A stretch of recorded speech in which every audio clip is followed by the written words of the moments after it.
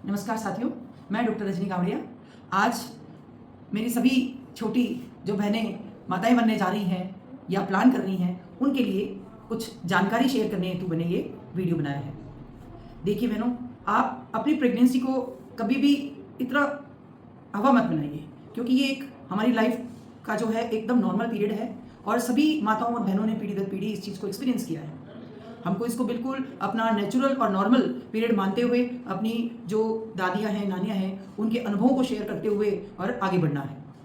सबसे पहले जैसे ही आपको पता चलता है कि आप प्रेग्नेंट हैं, तुरंत अपने गायनेकोलॉजिस्ट को दिखाएं, उनकी सलाह लें। जो आपको तकलीफ़ें हैं वो सब उनको बताएं, क्योंकि घरों में ये एक भ्रांति होती है कि प्रेग्नेंट होते ही नहीं अपन 2-3-4 महीने का बच्चा हो जाएगा तब डॉक्टर के पास चलेंगे। आजकल अबॉर्शंस की रेट बहुत ज़्यादा है, इसलिए जैसे ही प्रेगनेंसी का पता चलता है तुरंत गायनेकोलॉजिस्ट को दिखाना बहुत आवश्यक है, ताकि बच्चे की रुकावट की जा सके। दूसरी परेशानी आती है कि जो शुरू के जो 3 महीने होते हैं उनके अंदर नोजिया वोमिटिंग की प्रॉब्लम, कॉन्स्टिपेशन की प्रॉब्लम, नीचे नलों में पेट दर्द की प्रॉब्लम। नोजिया वोमिटिंग के लिए जो गायनेकोलॉजिस्ट ने आपको दवाई दी है उसको समय से लें। कई बार उसको लेने के बावजूद भी वोमिटिंग बहुत होती है।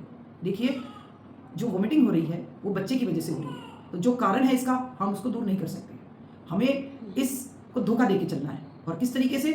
अपनी ट्रिक्स के साथ में। आपको जो दवाई लेनी है, सुबह 4 बजे का अलार्म लगाइए, नींद में ही दवाई लेकर के सो जाएं वापस। जब आप उठेंगी तो एकदम फ्रेश मूड में उठेंगी और उसका इफेक्ट भी आ चुका होगा। उसके बाद में 10-11 बजे तक आप सिर्फ सॉलिड चीज़ें लें। आप इसके लिए जैसे रोटी होती है उसको एकदम कड़क करके नींबू के अचार के साथ ले सकती हैं। सॉलिड चीज़ें जैसे कि पोहे, कोई भी आपको अगर ठंडा अच्छा लगता है तो खीरा ककड़ी काट करके आप उसके ऊपर सेंधा नमक डाल के ले सकती हैं।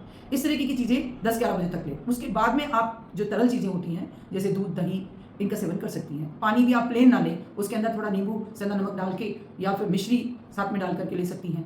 दही के अंदर सेंधा नमक डाल के ले सकती हैं। इस तरीके से आपको चलना है। दूसरी चीज़ बात आती है कि हम खाएं क्या।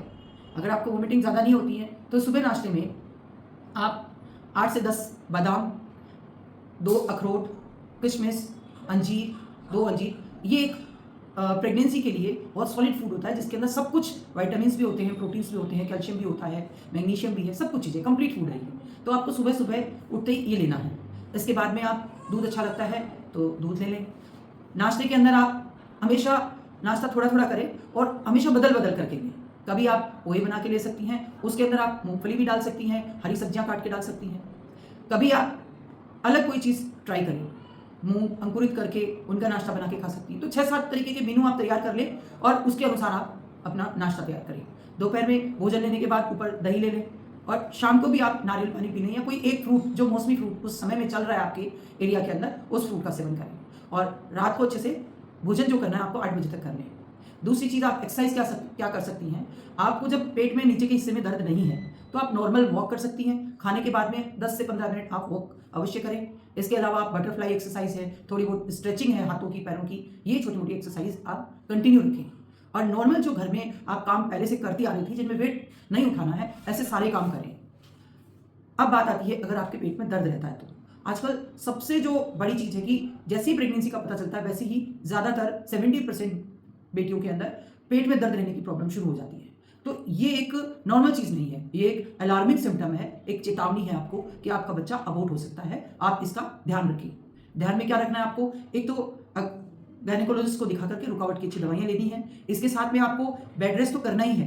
जिस चारपाई पे आप सो रही हैं उसकी जो नीचे वाली साइड है, पैरों वाली साइड है, उसके नीचे एक ईंट लगा के चारपाई को थोड़ा तिरछा करके रखें। कहीं से दर्द रोकने की बजाय अगर आप जो नॉर्मल नेचुरल मेथड्स हैं उनसे अगर दर्द को रोकोगे तो डिलीवरी के समय आप बहुत आराम से नॉर्मल डिलीवरी के चांसेस रहेंगे। अगर हम इन 8 महीनों में रुकावट की दवाई ज़्यादा लेंगे तो डिलीवरी के समय हमें प्रॉब्लम आएगी। नॉर्मल डिलीवरी होने के अंदर काफ़ी प्रॉब्लम्स का सामना करना पड़ेगा।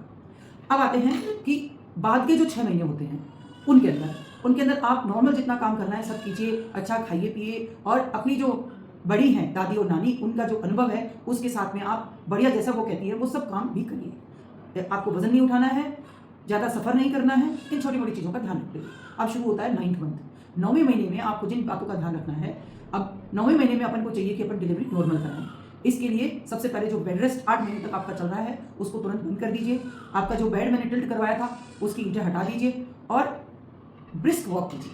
कम से कम 2 से 3 किलोमीटर। अगर एक बार में नहीं चल पाती हैं तो दिन में 2 या 3 बार करके आप थोड़ा थोड़ा चलते हुए 2 से 3 किलोमीटर फास्ट चलें। आपके घर में कोई पुरानी चक्की पड़ी हो तो 15 से 20 मिनट उसको घुमाएं, चाहे खाली घुमाएं। इनसे क्या होता है कि बच्चे का जो सिर है वो माँ की हड्डी में उसकी फिटिंग बैठती है और सिर नीचे इंगेज हो जाता है। और अगर बच्चे इसी को कहते हैं कि हेड का इंगेजमेंट हुआ या नहीं हुआ। हेड का इंगेजमेंट अगर नहीं होता है तो डिलीवरी नॉर्मल के चांस बहुत कम हो जाते हैं। अगर हेड का इंगेजमेंट 9th मंथ में आते आते अगर इंगेजमेंट हो गया तो डिलीवरी नॉर्मल के चांस 90% तक बढ़ जाते हैं।